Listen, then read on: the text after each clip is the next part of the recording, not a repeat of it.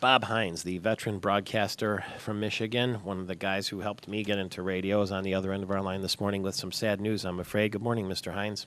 Good morning, Mr. Shields. How are you? Lovely to hear your voice again, except that the news is very sad that we lost a friend on the weekend. Yeah, Ron Kramer, who, number 87, is just a legend.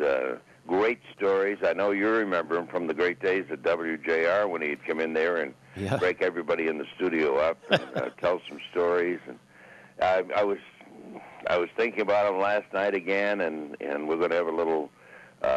We'll have a get together this week. They'll have the visitation at Lynch Funeral Home on Crooks Road in Fraser on Wednesday from 1 until 8 o'clock.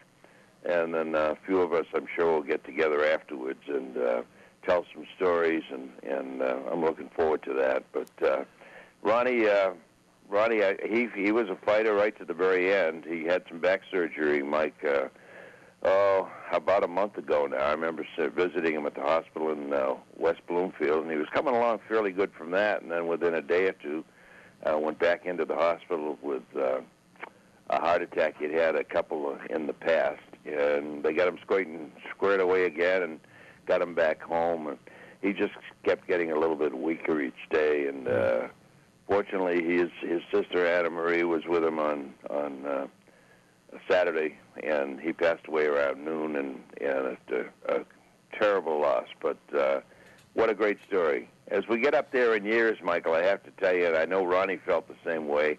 Very philosophical about it. And if you make it to start moving past 70 years of age, you should be looking toward heaven every single day when you get up and saying, thank you, another great day, God, because nobody promised us forever, right?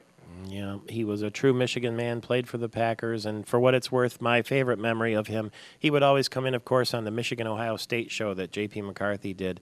But I think it was St. Patrick's Day. I saw him drink a Budweiser through the side of a can. What do I mean by that? He bit it like it was an apple, the side of the Budweiser can, and then drank the whole thing in a matter of seconds. And man, that was Homeric. Well, if you're going to go to drinking bouts, there were some really great days. He could hold he had a flat top on the top of his head, and he'd put a martini glass up there, and he would dance with a martini glass, and you kept waiting for it to spill, but it very seldom did. He was very good at that.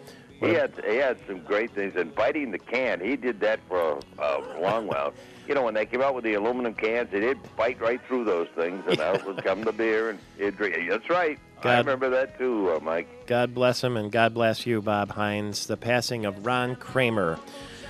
Very sorry to hear that news. It's 3 minutes before the hour. Television viewers, thank you for being with us this morning. Radio listeners, stay right where you are. I'm Michael Patrick Shields.